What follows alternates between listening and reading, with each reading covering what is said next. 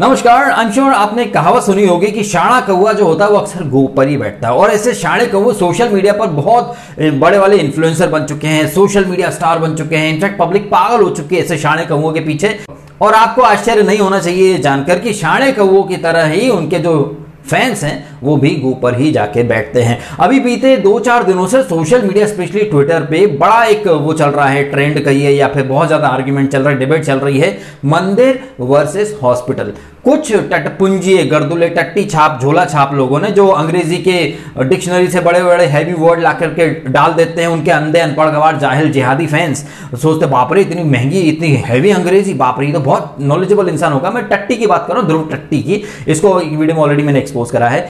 इस बंदे ने एक ट्वीट करा कि देखो भैया बीजेपी सरकार ने कोई अस्पताल नहीं बनवाया, स्टैच्यू ऑफ यूनिटी पर 3000 करोड़ खर्च कर दिए, फलानी जगह 2000 करोड़, फलानी जगह इतने करोड़ों खर्च कर दिए। बताइए इतने में कितने अस्पताल बन जाते। और इस ट्वीट को ऑब्वियसली वो कंजरू की नाजायज औलाद है तो जाहिर सी बात है उसके ट्वीट उसके वीडियोस तो करोड़ों की तादाद में लोग देखते हैं, सेलिब्रिटीज भी वायरल कर देते हैं वो ट्वीट। ऐसी ही पंजाब की सो कॉल्ड ऐश्वर्या यानी कि हिमांशी खुराना, उन्होंने अपने ट्वीट में कहीं ना कहीं अपने कम नॉलेज का एक एग्जाम्पल दे दिया कि बताइए हिंदू मुस्लिम करती रही सरकार, देश का बेड़ा गर्क कर दिया, अस्पताल नहीं बनवाया, मंदिर बनवा दिए। कौन सी सरकार ने कौन से मंदिर बनवा दिए भाई? सरकार तो इनफैक्ट मंदिरों का जो कलेक्शन होता है उस पर सरकार की नजर रहती है। एक्चुअली यहां लोगों को दिक्कत राम मंदिर से है जी, और कुछ नहीं है। राम मंदिर वर्डिक्ट जो आया है तब से इन लोगों के गुर्दे छिले पड़े हैं, ले देकर इन्हें सिर्फ मंदिरों से ही प्रॉब्लम है। लेकिन जब मंदिरों को कोरोना हॉस्पिटल के रूप में या कोविड हॉस्पिटल के रूप में कन्वर्ट किया जा रहा है तब लोग चुप रह जाते हैं। मंदिरों से जो तमाम लोगों को खाना पीना सप्लाई किया जा रहा है,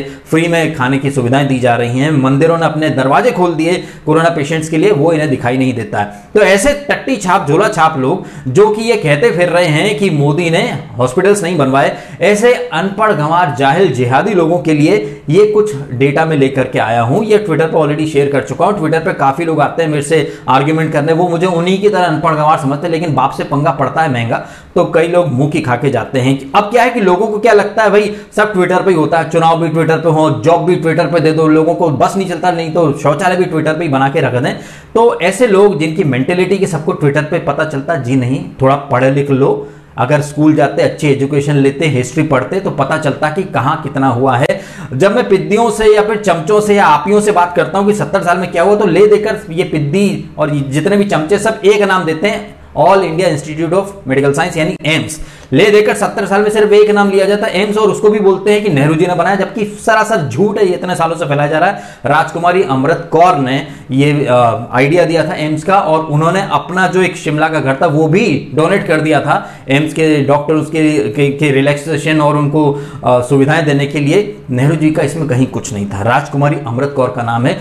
यही नहीं, आप अपनी स्क्रीन पर देखिए ये तस्वीर, चाहिए तो वीडियो को पॉज करके इत्मीनान से पढ़ लीजिए देश में कितने एम्स थे 2014 के पहले, कितने एम्स बन गए और कितने एम्स अंडर कंस्ट्रक्शन हैं, कितने एम्स कब अनाउंस हुए, कब एस्टैब्लिश हुए, ये सब आप देख सकते हैं। So called world best economist mister Manmohan Singh सिर्फ एक नाम है और एक नाम है राजकुमारी अमृत कौर। अदरवाइज अटल बिहारी वाजपेयी जी प्रधानमंत्री स्वास्थ्य सुरक्षा योजना के अंतर्गत उन्होंने जो अनाउंसमेंट की वो सारे एम्स, और नरेंद्र मोदी ने जो अनाउंस किए हैं। यही नहीं, एम्स के अलावा आईआईटी आईआईएम ये सब भी अनाउंस हुए जो कि कुछ बन चुके हैं, कुछ बनने वाले हैं। उसके बाद हिमांशु खुराना जैसे लोग या अभिसार दल्ले जैसे लोग या ये टट्टी ध्रुव टट्टी जैसे लोग उठकर मुंह उठकर बोल देते हैं कि बताइए हिंदू मुस्लिम करने वाली पार्टी ने अस्पताल क्यों नहीं बनवाए। अब जरा ये जो टट्टी है ये अक्सर क्या मतलब हमेशा ये बीजेपी के खिलाफ बोलता है, लेकिन इस भड़वे को कोई नहीं बोलता कि भाई तू वन साइडेड क्यों बात करता है। इसके जो पिद्दी आपियों को नजायज औलाद हैं,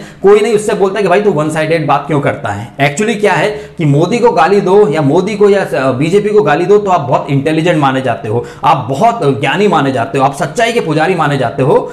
ये जो सो कॉल्ड सच्चाई का पुजारी है ध्रुव राठी, इसको ऑलरेडी एक वीडियो में एक्सपोज कर चुका हूं। यहां पर देखिए 2015 से 2019 के बीच का एक आरटीआई का फुल फॉर्म तो पता होगा नहीं ना अनपढ़ जाहिल और जिहादी टाइप के लोगों को, राइट टू इंफॉर्मेशन। तो आरटीआई के तहत ये पता चला है कि लॉर्ड कंजरू ने दिल्ली में पिछले 2015 से 2019 के बीच कुछ नहीं करा, ना हॉस्पिटल बनवाए, ना सड़क बनवाई, ना पुल बनवाए, लेकिन करोड़ों रुपए एडवर्टाइजमेंट के ऊपर फूंक दिए।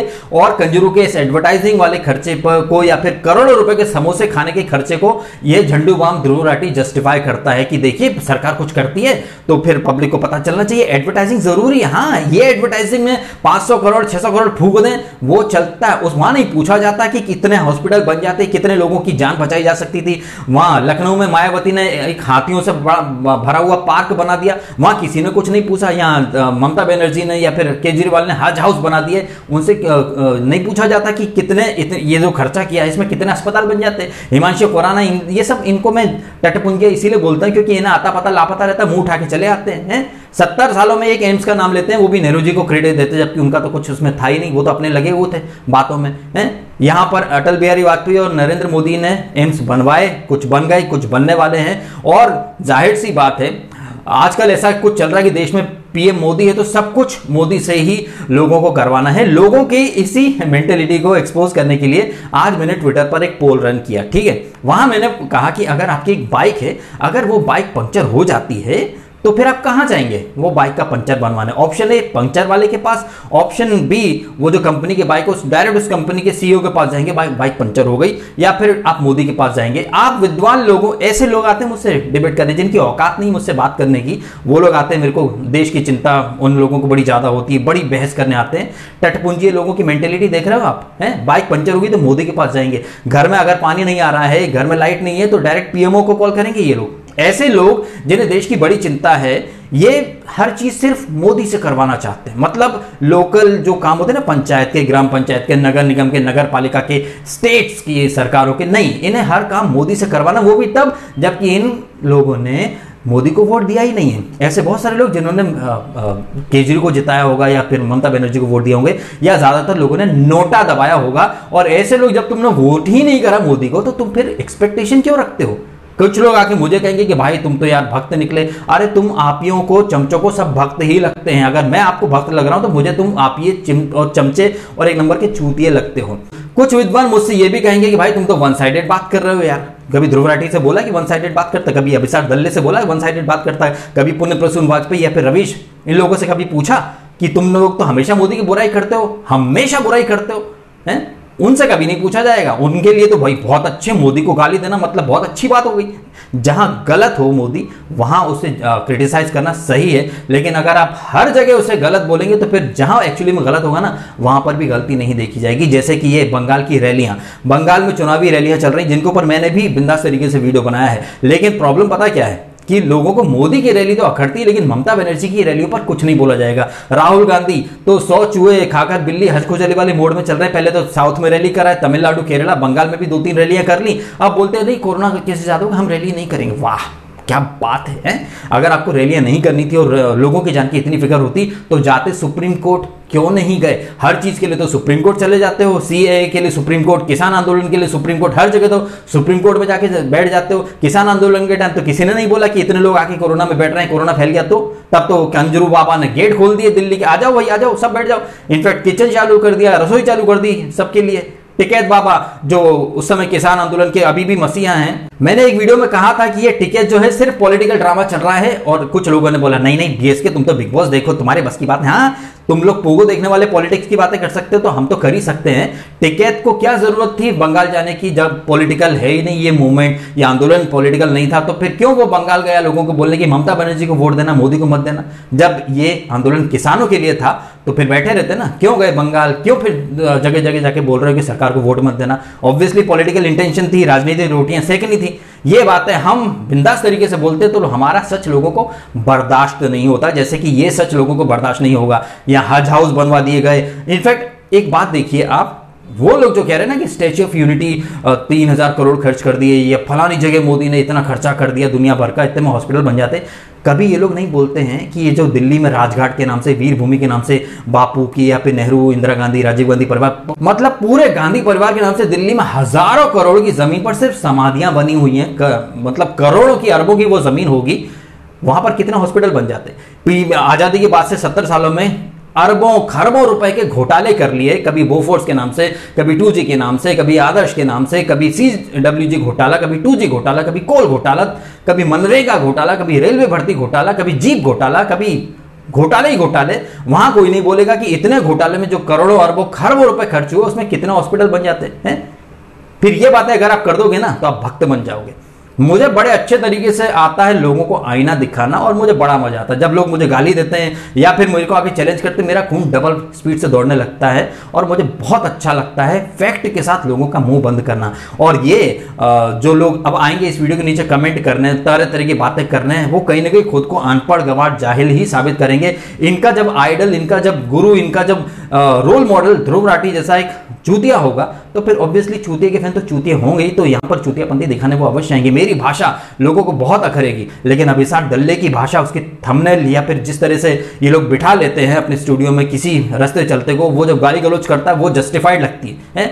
यहाँ पीएम को गाली देना अभिव्यक्ति की आजादी होती। कुणाल कामरा, उसका तो कैरियर ही मोदी की वजह से बना, दिन भर मोदी को गाली देता रहता है, बट वो चलता है लोगों को। वहां कोई नहीं बोला जाएगा कि असभ्य भाषा का प्रदर्शन है, लेकिन यहां भाषा का ज्ञान देने बहुत आएंगे। मैं बगैर लाग लपेट के बात करता हूं, किसी को इंप्रेस करना मेरा मकसद नहीं है, ना ही मेरा वीडियो कोई IT सेल वाला या बीजेपी कोई रन कर रही है। लोग यहां बोलेंगे मुझे कि मैं बीजेपी का एजेंट हूं, जबकि मेरे वीडियो को बमुश्किल 1000-2000 व्यूज आते हैं, लेकिन जिनके वीडियो को करोड़ों के व्यूज आते हैं, जिनके वीडियो को सेलिब्रिटी से लेकर केजरीवाल, उनका पूरा जो कैबिनेट है वो सारे मिलकर इसके राठी के अभिसार के ट्वीट वीडियो शेयर करते हैं, वो किसी के एजेंट नहीं है, वो निष्पक्ष पत्रकार है। समझ रहे हैं? ये क्रोनोलॉजी सिर्फ समझदारी समझ सकते हैं जिनके दिमाग में भूसा भरा है, जिनका दिमाग घास चरने गया है, वो लोग ये बात कभी स्वीकार नहीं कर सकते हैं।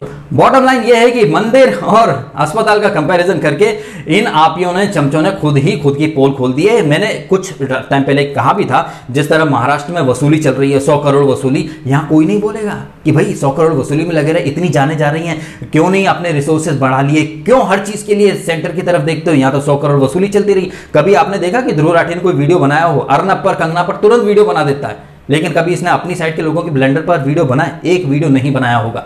और वो तमाम लोग जो ये कहते हैं ना कि सोशल मीडिया, भाई सोशल मीडिया से चुनाव नहीं लड़े जाते। ये ध्रुव राठी या ये जितने भी लोग हैं, ये सोशल मीडिया पे बड़े ही एक्सपर्ट बनते हैं। 2019 में बड़ा एक्सपर्ट बना फिर रहा था कि बीजेपी नहीं आएगी, क्या हुआ है? इस ध्रुव राठी ने ये भी बोला था कि स्टैच्यू ऑफ यूनिटी पर बमुश्किल कोई कोई गली के 2-4 लोग भी नहीं जाएंगे, 2 करोड़ साल का कमा ले तो भी बहुत बड़ी बात है। तो वो स्टैच्यू ऑफ यूनिटी जिसके बारे में ध्रुव राठी ने एक प्रोपेगेंडा चलाया कि बमुश्किल कुछ लाख रुपए कमा ले तो बड़ी बात है, वहां कम से कम 100 करोड़ से ऊपर की कमाई हो चुकी है, लाखों की तादाद में वहां पर टूरिस्ट जाते हैं। तो इनका ये प्रोपेगेंडा, और सबसे एक बड़ा एग्जांपल देता हूं, कन्हैया कुमार सोशल मीडिया पे बहुत बड़ी हस्ती बना फिरता है, मुझे रवीश बाबू ने बहुत लार्जर देन लाइफ फिगर बना दिया, उसको पब्लिक फिगर बना दिया। औकात पता चल गई थी ना, बेगूसराय गया तो था, इतना बड़ा हस्ती बनता कन्हैया कुमार, क्या हुआ? बेगूसराय की पब्लिक ने तो लात मार के निकाल दिया। इतनी ही बड़ी हस्ती थी तो जीत क्यों नहीं गया चुनाव?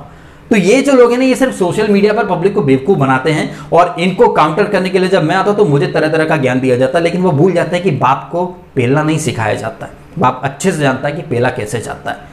चलिए, इस उम्मीद के साथ कि so called celebrity, so called influencers का सच आपको दिखा होगा कि ये कहां स्टैंड करते हैं, इनकी कितनी बुद्धि, इनका कितना IQ है।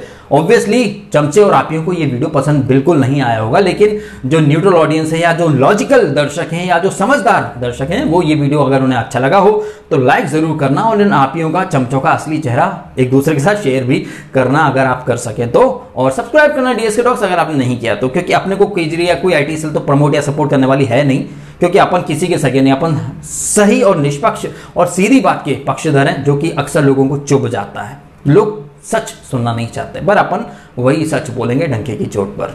आपका सपोर्ट चाहिए, देंगे तो ठीक है, अदरवाइज ठीक है, चल ही रही है अपनी गाड़ी। तो आपने समय निकाला, वीडियो देखा, आपका बहुत बहुत धन्यवाद।